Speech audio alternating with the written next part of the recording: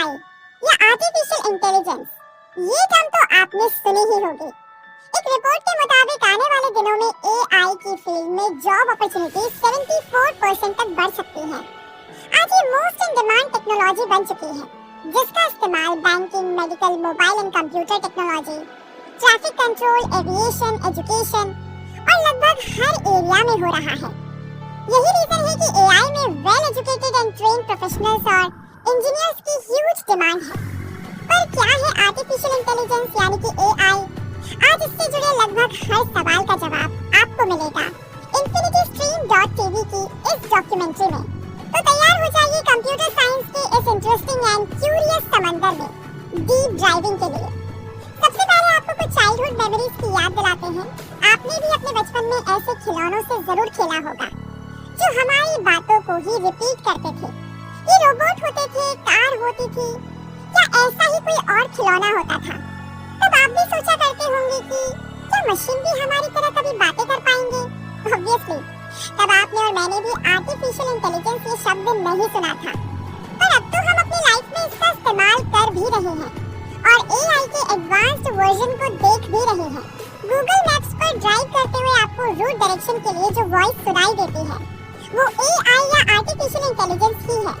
ATM machine में पैसे निकालते समय ट्रांजैक्शन गाइडेंस देने वाली आवाज भी एआई का ही एग्जांपल है और कार में बैठते समय सीट बेल्ट लगाने की रिक्वेस्ट करने वाली आवाज भी एआई ही है। लेकिन एआई इससे कहीं ज्यादा कॉम्प्लिकेटेड और इंटेलिजेंट प्रोसेस है। तो चलिए जरा आसान भाषा में एआई की डेफिनेशन को समझा जाए। तो एग्जैक्टली क्या है एआई या आर्टिफिशियल इंटेलिजेंस, ये जानने से पहले मेरी ओर से एक आसान सा सवाल का जवाब दीजिए। आपको क्या लगता है कि इस पूरे यूनिवर्स में सबसे कॉम्प्लिकेटेड चीज क्या है? जरा दिमाग पर जोर डालिए, आपको इसका जवाब पता है और इसका जवाब आपके दिमाग में ही है। बिल्कुल सही सोचा आपने। इस पूरे यूनिवर्स में सबसे कॉम्प्लिकेटेड चीज है इंसान का ब्रेन। यहाँ तक कि दुनिया में बनाए गए सबसे कॉम्प्लिकेटेड नेटवर्क सिस्टम और सबसे पावरफुल सिस्टम भी ह्यूमन ब्रेन की बराबरी नहीं कर सकते। इसी को बदलने की कोशिश है आर्टिफिशियल इंटेलिजेंस। इसका मतलब कोई रोबोट बनाना नहीं है, लेकिन एक ऐसा कंप्यूटर वाला दिमाग बनाना है जो इंसान की तरह सोच सके। लेकिन रास्ता बहुत लंबा है। छोटे छोटे एआई तो आप हर कहीं देखते होंगे, सुनते होंगे। इनफैक्ट अगर आपने आईफोन लिया है तो सिरी भी एआई का एग्जांपल है। अगर आपके पास एलेक्सा है तो वो एक पॉपुलर एआई टूल है। तो आप जब फेसबुक चलाते हैं तो आपको फ्रेंड रिकमेंडेशंस मिलते हैं, ना कि फलाने को अपनी फ्रेंड लिस्ट में जोड़िए, वो भी एआई का ही काम है। हकीकत ये है कि आर्टिफिशियल इंटेलिजेंस हर कहीं है।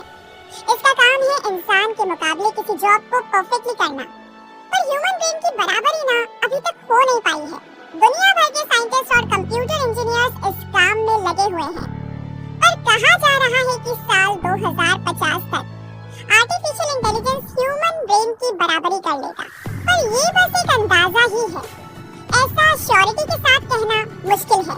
इसका एक स्ट्रॉन्ग एग्जांपल देखने को मिला था 1997 में, यानी 1997 में, जब डीप ब्लू कंप्यूटर सिस्टम ने एक वर्ल्ड चैंपियन प्लेयर को चेस में हरा दिया था। डीप ब्लू आईबीएम का सुपर कंप्यूटर था जिसे चेस खेलने के लिए बनाया गया था। लेकिन होता क्या था कि इसे कोई और गेम खेलने को दिया जाता तो ये गेम नहीं खेल पाता, क्योंकि कोई भी कंप्यूटर सिस्टम सिर्फ वही टास्क परफॉर्म कर पाता है जिसके लिए उसे प्रोग्राम किया गया है। तो यही कंप्यूटर और ह्यूमन ब्रेन का सबसे बड़ा डिफरेंस है, सबसे बड़ा अंतर है।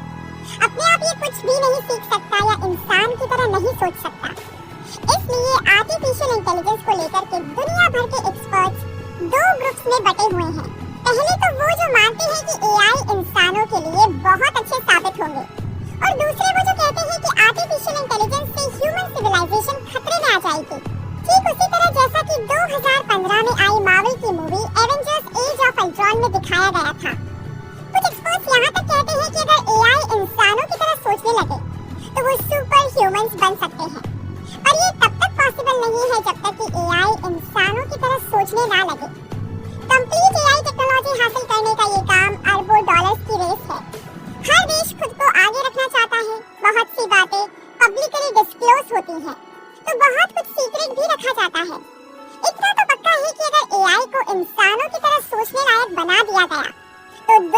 हमेशा के लिए बदल जाएगी।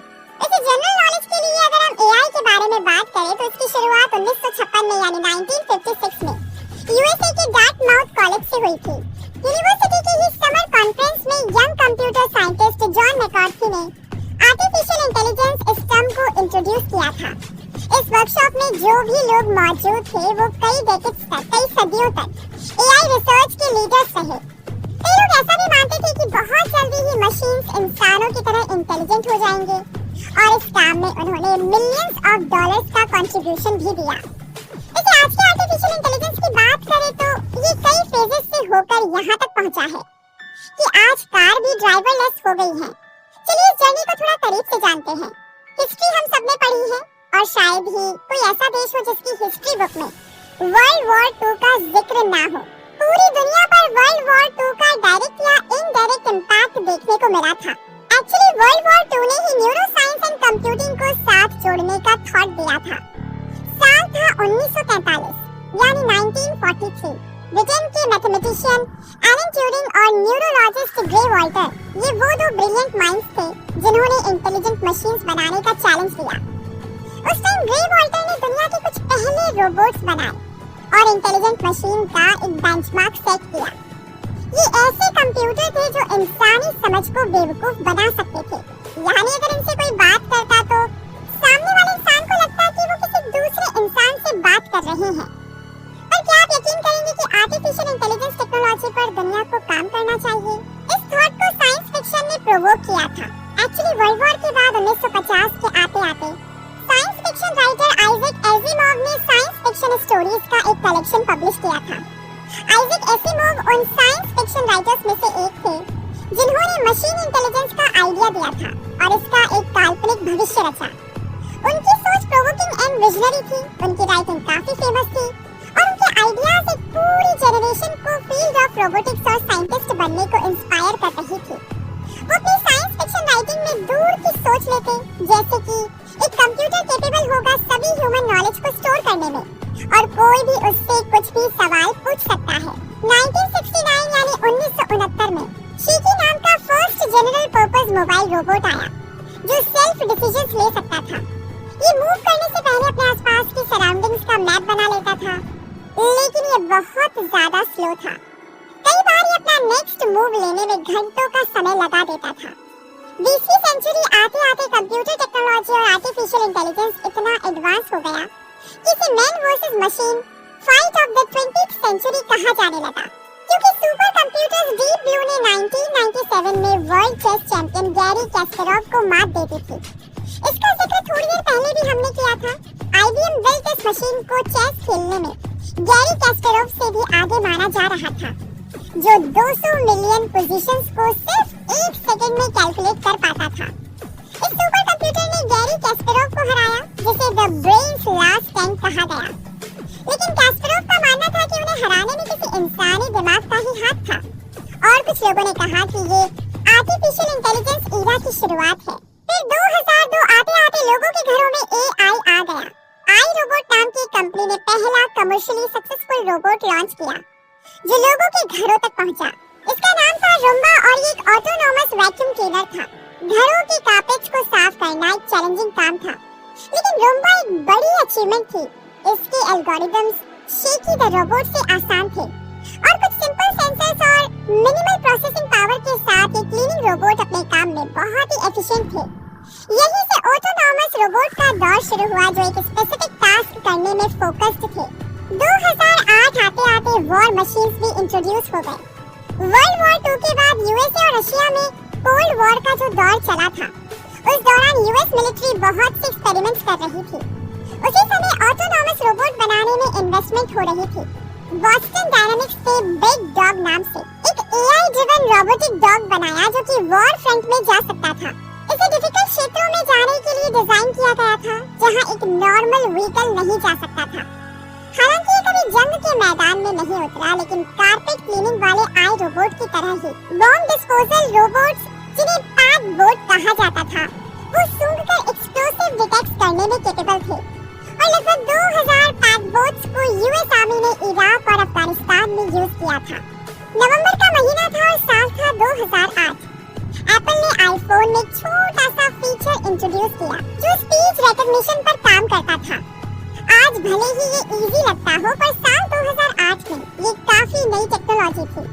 स्पीच रिकॉग्निशन हमेशा से ही आर्टिफिशियल इंटेलिजेंस का एक प्राइमरी गोल रहा है, लेकिन दशकों की मेहनत के बाद भी स्पीच रिकॉग्निशन की एक्यूरेसी 80% से ऊपर नहीं पहुंच सकी। पर सालों की लर्निंग और इम्प्रूवमेंट्स के बाद गूगल अब क्लेम करता है कि स्पीच रिकॉग्निशन अब 92% एक्यूरेट हो गया है। 2010 आते आते रोबोट्स नाचने लगे और इन्हें ह्यूमनॉइड रोबोट कहा जाने लगा। ये अपने पूर्वज शेकी द रोबोट से कहीं ज्यादा एडवांस थे। इन्हें 2010 में शंघाई वर्ल्ड एक्सपो में दुनिया के सामने लाया गया, जिनमें 20 ह्यूमनॉइड रोबोट्स ऐसे थे जिन्होंने आपस में ताल मिलाते हुए 8 मिनट तक डांस भी किया था। 2011 में man versus machine fight of the 21st century दोबारा देखने को मिली, जब IBM के AI वॉटसन ने यूएस क्विज शो जेपडी में हिस्सा लिया और शो के 2 ऑल टाइम बेस्ट परफॉर्मर्स को हरा दिया। इसके मेकर्स ने इसे AI टेक्निक्स और न्यूरल नेटवर्क्स यूज करके बनाया था और इस मशीन को 3 सालों तक क्वेश्चन आंसर्स के पैटर्न्स पहचानने की ट्रेनिंग दी गई थी।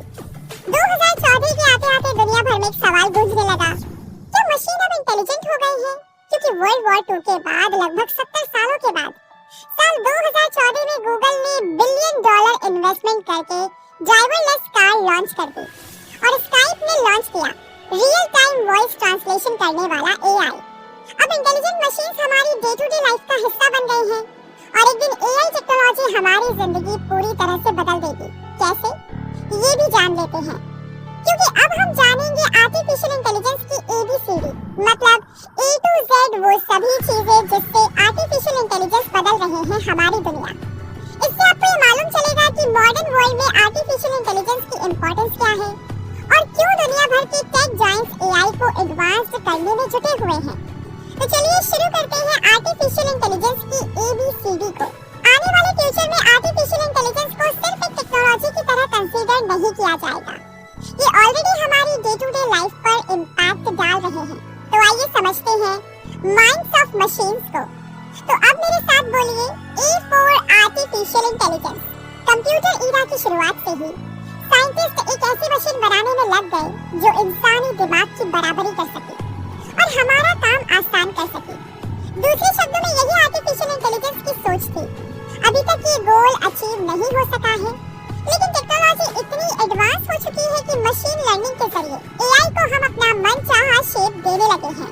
चीजें एक्सपेरिमेंटल लैब से बाहर निकलकर डेली लाइफ में आ गई हैं, लेकिन क्या हम एज ऑफ आर्टिफिशियल इंटेलिजेंस पे पहुंच गए हैं? ये कहना जल्दबाजी होगी। B for बायस, बिल्कुल सही सुना आपने। AI टेक्नोलॉजी में बहुत सी खामियां हैं और अभी ये बायस है। भले ही आज AI घर की इलेक्ट्रॉनिक चीजें कंट्रोल करने में, लोन एप्लीकेशंस लेने में, मेंटल हेल्थ पर बात करने में हमारी मदद कर रही है, पर ये भी बायस है। ये टेक्नोलॉजी भेदभाव करती है, जैसे कई facial recognition software black faces recognise करने में या महिलाओं को पहचानने में गलती करते हैं। क्रिमिनल प्रोफाइलिंग एल्गोरिथम्स वाले AI टूल्स नॉन वाइट्स को हायर रिस्क कैटेगरी में डालते हैं, जिसका मतलब है रेसिज्म को बढ़ावा देना। और रिक्रूटमेंट टूल्स फीमेल कैंडिडेट्स के मुकाबले मेल कैंडिडेट्स को हाई स्कोर देते हैं। तो टेक कंपनीज इन्हें सुधारने में लगी हुई है। आगे बढ़ते हैं अपने अगले अल्फाबेटिक लेटर की ओर और आपने अगर C for चैटबॉट्स कहा है तो कांग्रेचुलेशंस, आप सही हैं। इन्हें टेक लैंग्वेज में टॉकेटिव मशीन कहते हैं, जो AI के 2 ब्रांचेस नेचुरल लैंग्वेज प्रोसेसिंग और नेचुरल लैंग्वेज जनरेशन का एग्जांपल है। इन्हीं से मशीन्स इंसानों से इंटरैक्ट करती हैं। ये social media feeds, customer service pages, websites पर कन्वर्सेशन करने के लिए, एडवाइस देने के लिए हमसे वॉइस या टेक्स्ट कन्वर्सेशन करती हैं। ये हर कहीं मौजूद है। Utilities companies, pizza delivery firms, online stores, banks और गवर्नमेंट डिपार्टमेंट से लेकर के अडल्ट वेबसाइट्स तक पर चैटबॉट्स का इस्तेमाल हो रहा है। अब आगे D for डिजाइन। बिल्कुल, क्या बात है, मतलब मेरी क्लास में तो बहुत से इंटेलिजेंट स्टूडेंट हैं। तो कार और एयरक्राफ्ट के लिए आए दिन डिजाइन तैयार करना एक कॉम्प्लिकेटेड और स्लो प्रोसेस है। इंसानी दिमाग को आए दिन नए डिजाइन देने में टाइम लगता है, लेकिन आर्टिफिशियल इंटेलिजेंस कुछ ही घंटों में ढेर सारे नए डिजाइन, इनोवेटिव शेप्स और कॉन्फ़िगरेशंस जनरेट कर देता है। इसलिए दुनिया भर में बड़ी-बड़ी कंपनीज जैसे जनरल मोटर्स और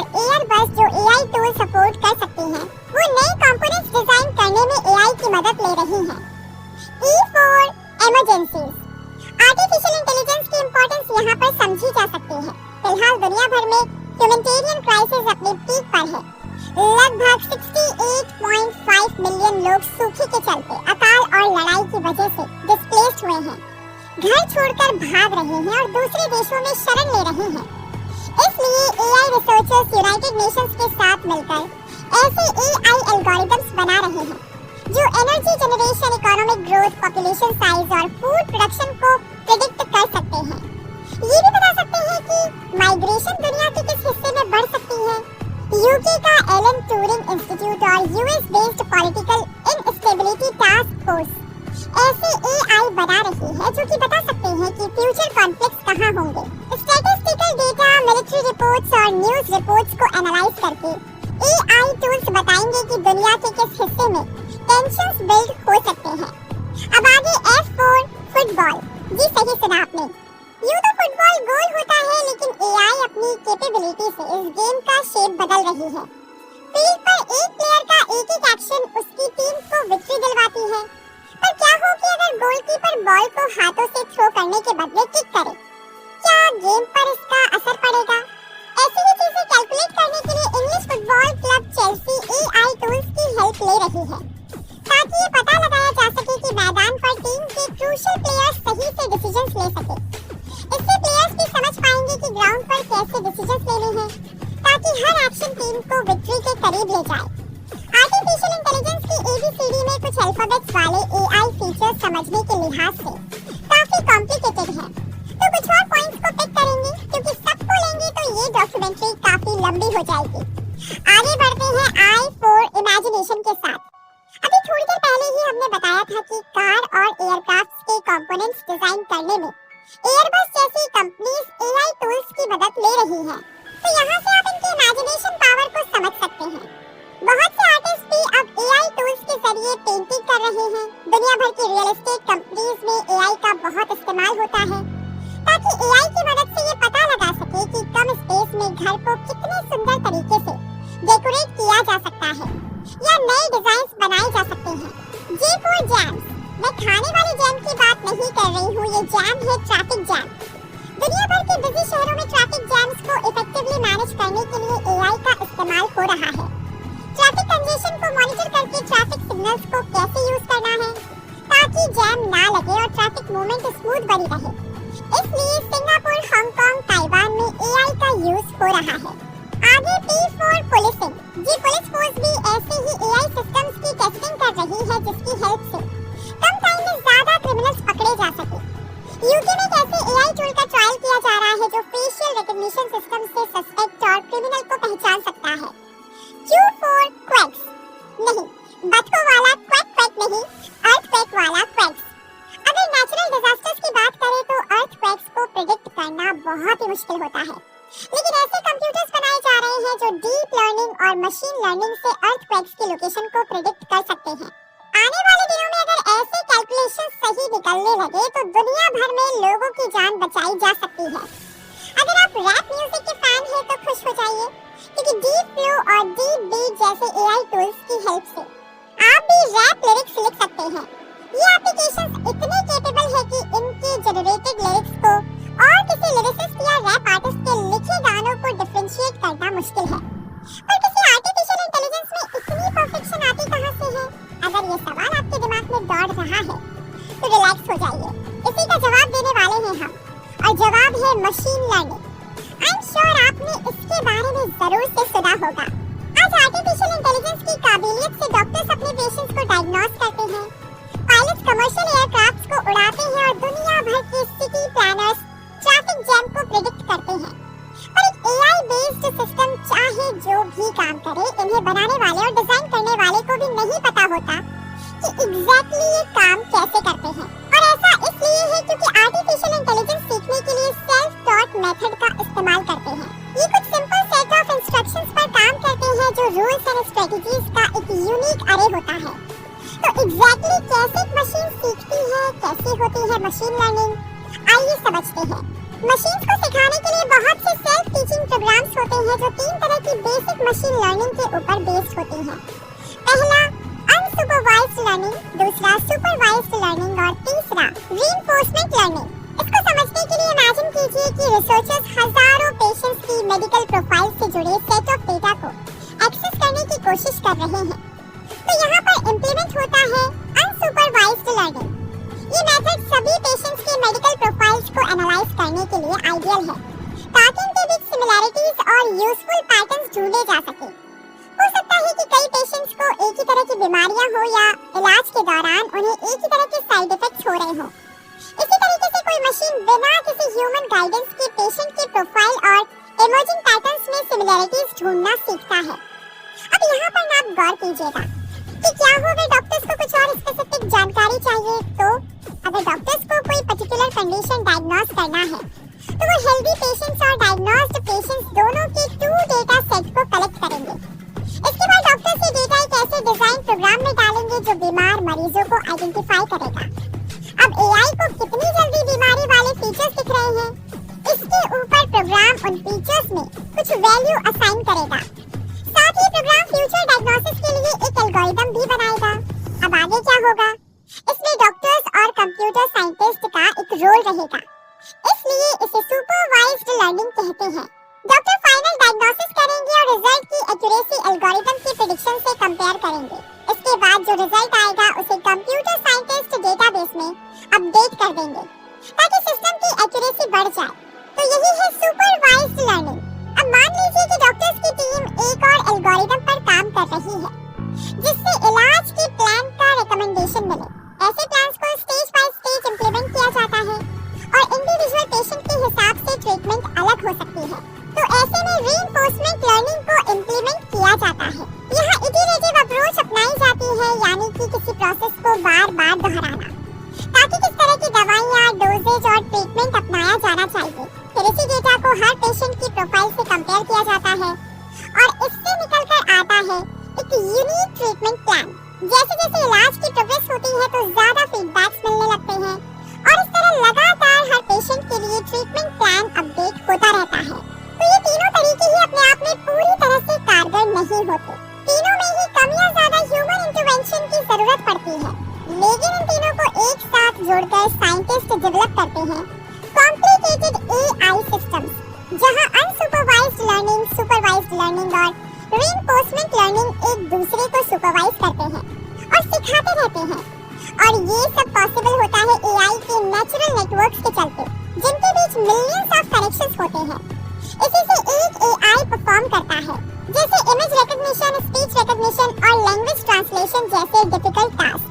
और एक आर्टिफिशियल इंटेलिजेंस को वो काबिलियत मिल जाती है जो ह्यूमन ब्रेन से कहीं ज्यादा फास्ट बन जाती है। अब एक आर्टिफिशियल इंटेलिजेंस जितना सेल्फ लर्नर बनता जाता है, एक कंप्यूटर साइंटिस्ट के लिए उतना ही मुश्किल होता जाता है इस चीज को समझना कि आखिर ये सेल्फ टॉट एल्गोरिथम्स अपने कंक्लूजन पर कैसे पहुंचते हैं। जैसे जैसे इनकी काबिलियत बढ़ती जाएगी और हमारी डेली लाइफ में इनका यूज बढ़ता जाएगा, हमारी खुद की सेफ्टी के लिए इन्हें ये सिखाना जरूरी हो जाएगा कि आर्टिफिशियल इंटेलिजेंस एक दूसरे को ये भी सिखाए कि एथिकली कैसे ऑपरेट करना चाहिए। एआई में करियर की अगर बात ना की जाए तो एआई की बात अधूरी रह जाएगी। वीडियो की शुरुआत में ही हमने कहा था कि एक रिपोर्ट के अकॉर्डिंग आने वाले दिनों में एआई की फील्ड में जॉब अपॉर्चुनिटीज 74% तक बढ़ सकती हैं। तो अगर आप या आपका कोई जानने वाला आर्टिफिशियल इंटेलिजेंस में अपना फ्यूचर देख रहा है, तो आर्टिफिशियल इंटेलिजेंस का कोर्स करने के लिए 10+2 में पीसीएम यानी फिजिक्स, केमिस्ट्री, मैथ्स होना चाहिए। साथ ही आगे की पढ़ाई कंप्यूटर साइंस, आईटी और इलेक्ट्रॉनिक्स जैसे सब्जेक्ट्स में होनी चाहिए। इसके बाद एआई से जुड़े किसी कोर्स में स्पेशलाइजेशन करके आप इस एरिया में खुद को इंट्रोड्यूस कर सकते हैं। किसी गवर्नमेंट यूनिवर्सिटी में एआई की पढ़ाई करना चाहते हैं तो एंट्रेंस एग्जाम चेक करना होगा, जो थोड़े डिफिकल्ट होते हैं। आर्टिफिशियल इंटेलिजेंस एक ब्राइट फ्यूचर वाला करियर फील्ड है, चाहे डिजाइनिंग हो, business, education, research and development, automobile, medical, हर कहीं एआई का इस्तेमाल हो रहा है। इंडिया में एंट्री लेवल पर भी आर्टिफिशियल इंटेलिजेंस करने वालों को एवरेज सैलरी के तौर पर 8 से 10 लाख रुपए का ईयरली पैकेज आसानी से मिल जाता है। वहीं अच्छे एक्सपीरियंस के साथ ईयरली 50 लाख तक का पैकेज मिल सकता है। ये काफी कुछ आपकी नॉलेज और स्किल पर डिपेंड करेगा। अब कुछ सिलेक्टेड इंस्टीट्यूट्स के नाम जहां से आर्टिफिशियल इंटेलिजेंस की पढ़ाई की जा सकती है, ये है Indian institute of technology, GH Rai Soni college of engineering Nagpur, Kings cornerstone international college Chennai, Mukesh Patel school of technology management and engineering Navi Mumbai, Indraprastha institute of information technology New Delhi और Chandigarh university. Amazon, Microsoft, Google,